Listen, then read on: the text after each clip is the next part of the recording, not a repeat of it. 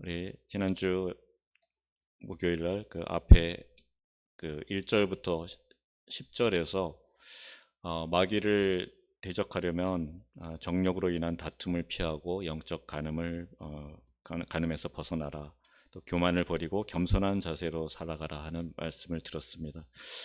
이어서 오늘 말씀에서는 야고보 사도가 좀 더 실질적인 가이드를 우리에게 제시해 주고 있습니다. 11절에서 형제들아 서로 비방하지 말라. 형제를 비방하는 자나 형제를 판단하는 자는 곧 율법을 비방하고 율법을 판단하는 것이라. 내가 만일 율법을 판단하면 율법의 준행자가 아니요 재판관이로다. 이렇게 말씀하고 있죠. 여기서 서로 비방하지 말라라고 하고 있습니다. 비방은 서로를 헐뜯는 것을 의미하죠. 요즘 대선 주자들, 그 후보들의 토론을 보면서 정말 수준 이하라는 생각이 드는 것은 서로를 물고 뜯고 서로 비방하는 것 때문이겠죠. 야고보는 형제를 비판하는 자는 율법을 판단하는 자라고 말합니다. 왜 그렇게 말한 걸까요? 12절 말씀처럼 우리 각자의 믿음에 대한 판단은 오직 하나님의 영역이기 때문입니다. 하나님만이 사람들을 구원하기도 하시고 멸하시기도 하십니다. 하나님이 율법을 제정하시고 그에 따라서 바르게 살아가는지 보시고 판단하십니다. 하나님만이 입법자이시면서 동시에 그 법에 따라서 심판하는 재판관이십니다. 우리는 율법에 따라 사랑하며 살아가야 하는 존재이지 그 율법을 판단하는 아무런 권한이 없는 자들입니다. 그런데 우리가 1장과 2장에서 본 대로 당시 교회 안에는 가난한 자들을 무시하고 차별하는 일들이 있었습니다. 그리고 4장의 가르침으로 볼 때 그 3장 1절에서 말하는 선생은 교회 안에 가르치는 자들, 목회자들과 또 교회를 이끌어 나가는 중직자들을 뜻하는 것이 분명하다고 볼 수 있습니다.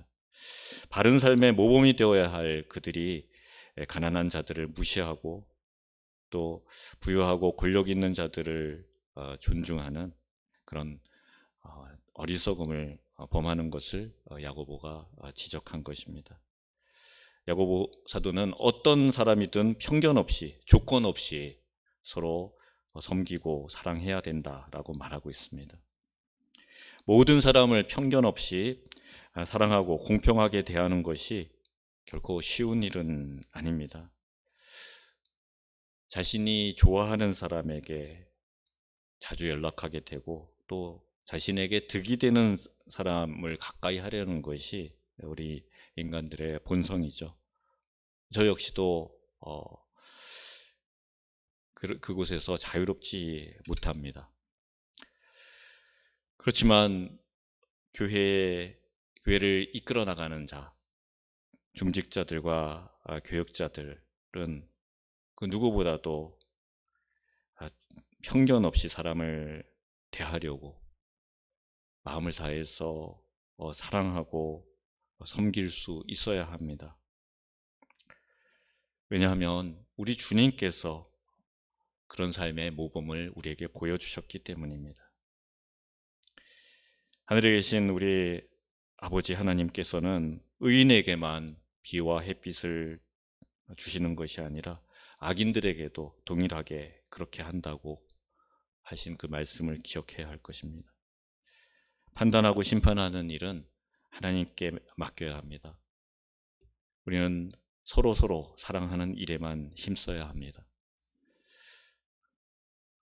그러기에 비방하는 것은 우리의 삶에서 가장 우선적으로 피해야 될 일인 것입니다. 야고보 사도는 비방하지 말라는 가르침 후에 무엇이 죄인가라고 또 분명하게 알려주고 있습니다. 13절에서 17절까지의 말씀은 우리가 이 세상을 어떤 자세로 살아가야 하는지 가르쳐주고 있습니다. 그 당시 교회 안에 그 신자들 가운데 장사하는 그 유대 상인들이 많았습니다. 그들을 향해서 야고보 사도는 들으라라고 말합니다. 지금까지 그 해왔던 말들을 이제 다시 정리하려고 하는 것입니다. 13절에 보면 들으라 너희 중에 말하기를 오늘이나 내일이나 우리가 어떤 도시에 가서 거기 가서 1년을 머물며 장사하여 이익을 보리라 하는 자들아.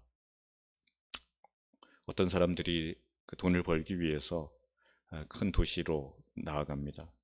그는 그곳에 가서 1년을 지내면서 열심히 노력해서 많은 이윤을 남길 것을 계획합니다. 야고보는 이들의 생각이 잘못된 것이다 라고 말합니다. 그게 왜 잘못된 것일까요?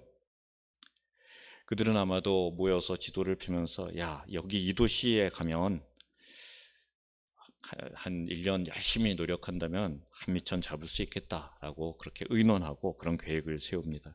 근데 그들의 대화 속에는 하나님이 전혀 계산되어 있지 않는 것 같습니다. 장사를 해서 이익을 남기려는 그 자체가 잘못된 것이 아닙니다.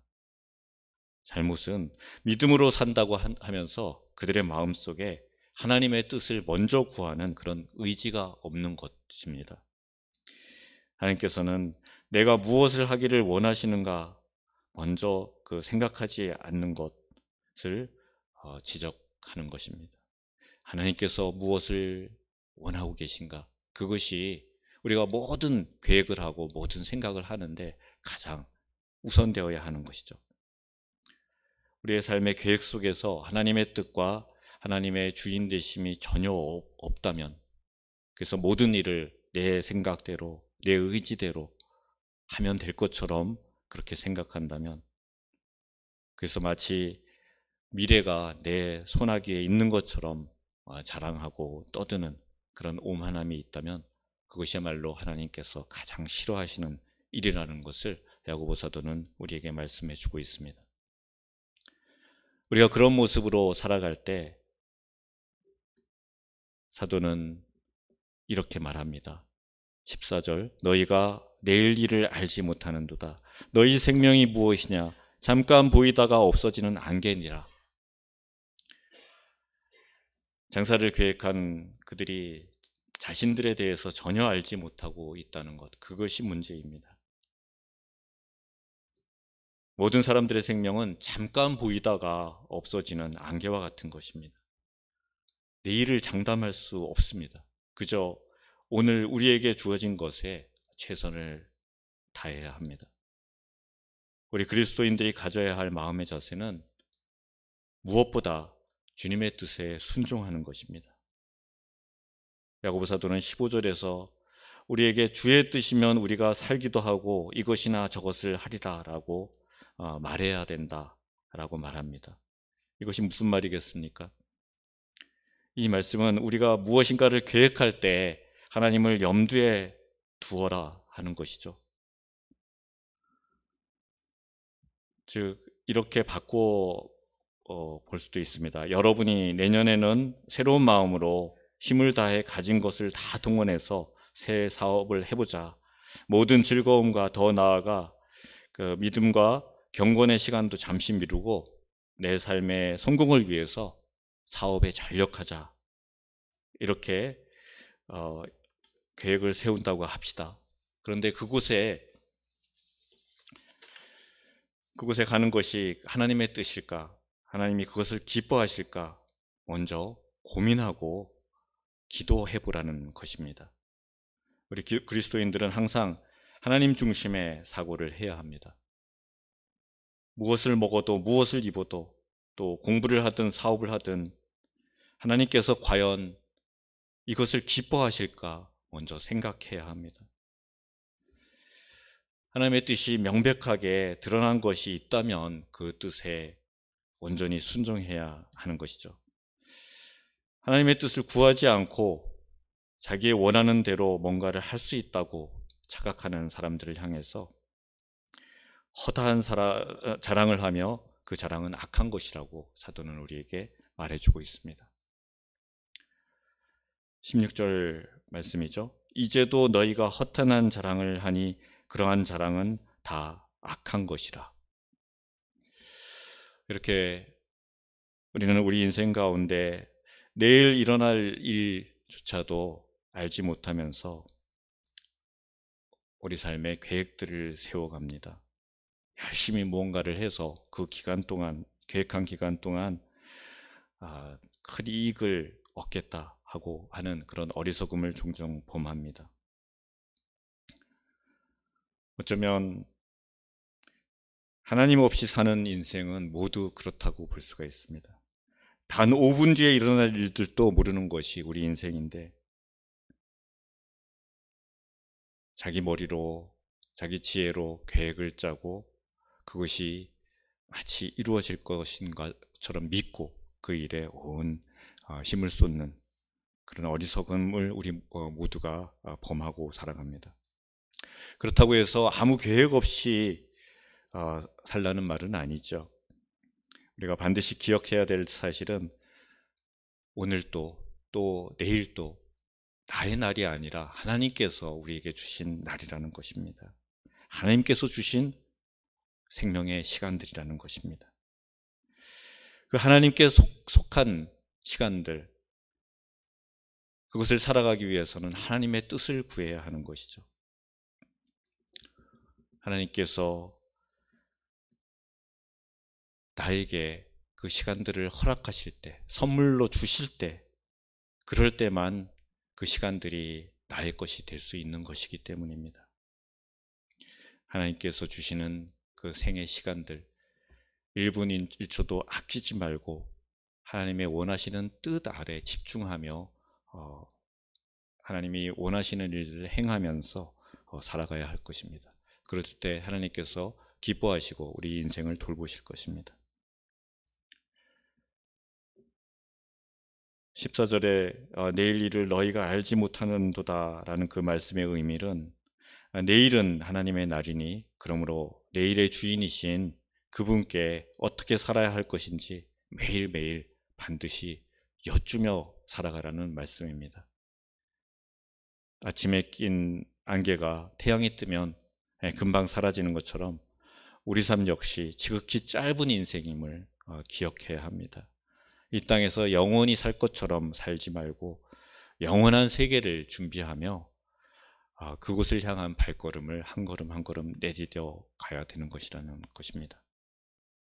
이 불확실한 인생을 그러면 우리는 어떻게 살아야 할까요?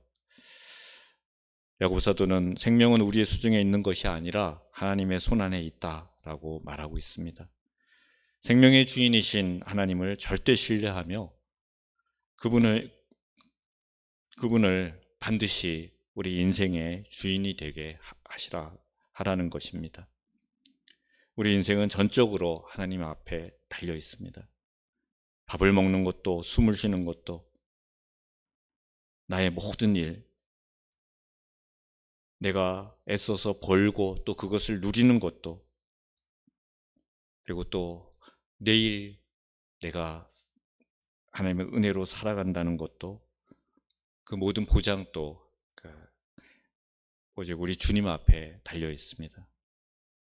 우리 인생의 모든 것이 전적으로 하나님의 손 아래에 있습니다. 이 사실을 모르고 신앙생활을 하는 신자는 아마도 아무도 없을 것입니다. 그런데 실제로 그렇게 사라지지 않는 그 이유는 무엇일까요? 그것은 우리가 믿음의 삶을 중요하게 여기지 않기 때문입니다. 신앙을 생사가 달린 문제로 여기지 않기 때문입니다. 믿음은 우리가 영원히 사느냐 죽느냐 생사가 달린 가장 중요한 것입니다. 그러기에 우리는 늘 믿음의 삶을 결코 가볍게 여기지 말고 언제나 하나님이 우리의 삶을 보시고 감찰하신다는 것을 기억하며 하나님을 의식하며 살아가야 할 것입니다. 하나님이 나와 함께 하시고 나를 지켜보신다라고 생각하신다면 결코 현재의 삶의 무게에 짓눌리지 않을 것입니다. 어쩌냐 다니엘 기도의 첫날 말씀, 김문호 목사님의 그 말씀처럼 하나님께서 우리의 인생의 역전의 드라마를 쓰시는 분이십니다. 악을 악으로 갚지 않는 선한 삶으로 원망하지 않고 주어진 자리에서 최선을 다해서 우리의 실력을 키워나가야 합니다. 하나님의 때를 믿고 모든 것을 하나님과 상의하면서 우리의 삶을 가꾸어 나가야 합니다. 지금 우리의 불우한 환경이 불행이 아닙니다. 역전의 때를 위한 과정인 것입니다. 고통이 클수록 그 역전의 기쁨은 더 커질 것입니다. 이제 우리의 생각과 말과 행동, 그 모든 삶을 주님 앞에 온전히 맡겨드리기를 바랍니다.